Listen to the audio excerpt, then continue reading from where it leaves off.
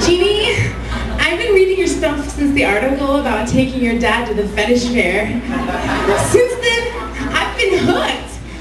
I'm only 14, but I think that it's some of the best writing I've ever read. I mean, my fave is You're on the Couch with a Lesbian. It was funny and smart.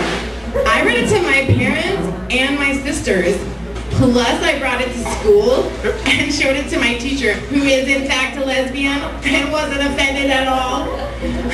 Well, maybe one day I'll be on your couch. Not literally. I think if you got to ask me questions, I could be interesting. Signed, well-read teen. Editorial note.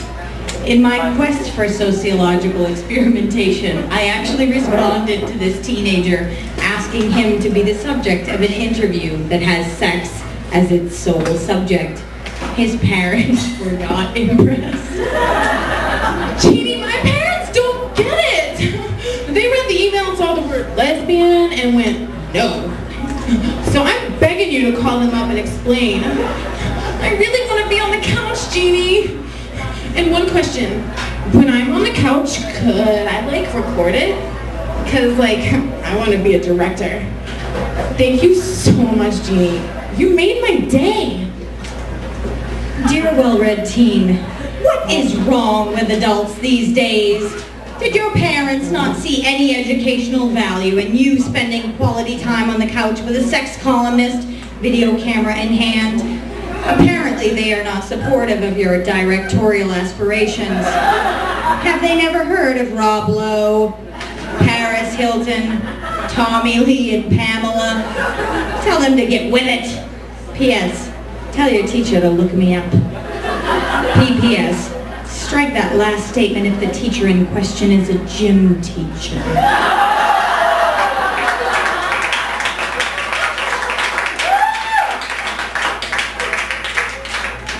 Excuse me.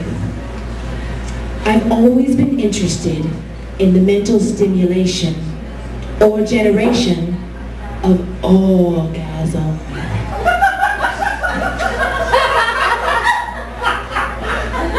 My own attempts have included orgasm by concentration.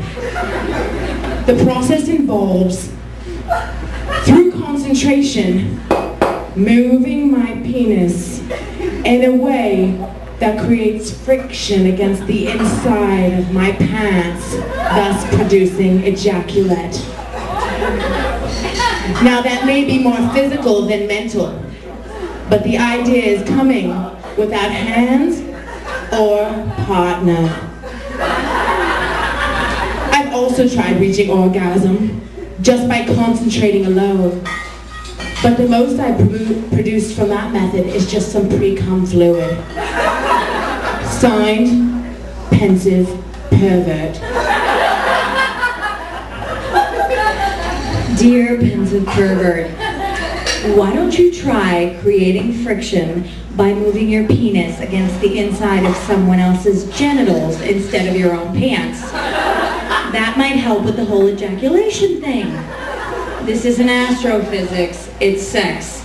Quit thinking so damn hard and get it done, boy.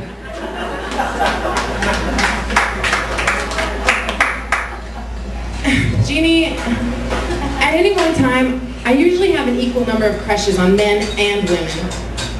I've had long-term relationships with both genders, and I find it difficult to say which I like better. My lesbian aunt tells me that society expects me to choose, and I'm starting to feel that pressure. It's just not cool to be bisexual anymore. Lesbians go running in the other direction, and straight men start thinking easy threesomes. It's like I'm an oversexed slut. It also makes it hard to decide what to wear on a daily basis. Spaghetti straps or wife beater? It's really hard to cruise everybody all at once. Why do I feel like I have to closet half my sexuality depending on who I want to go home with that night? Signed, switching teams, like a New Yorker during the World Series.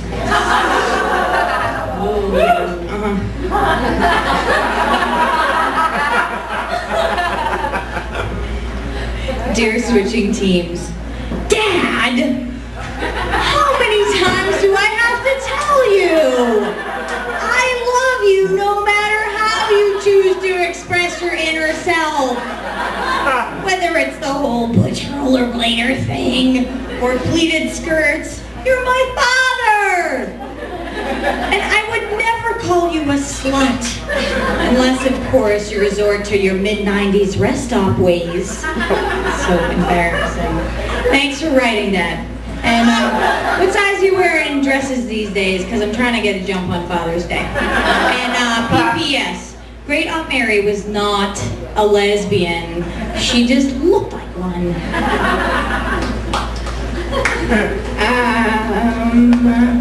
I would like to know if you're accepting dating experiences.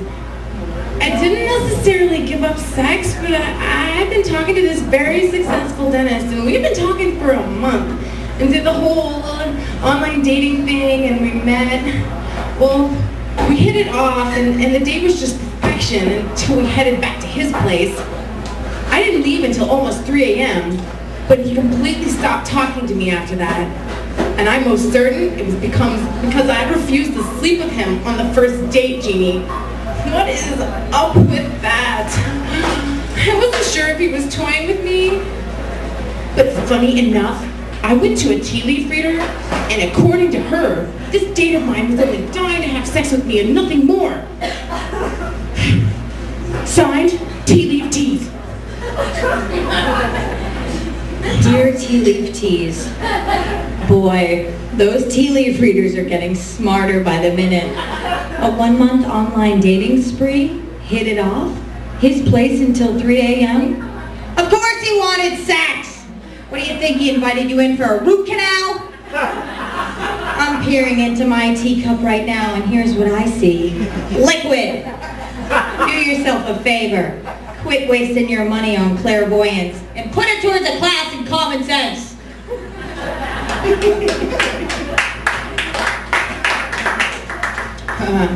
Hi, Jeannie.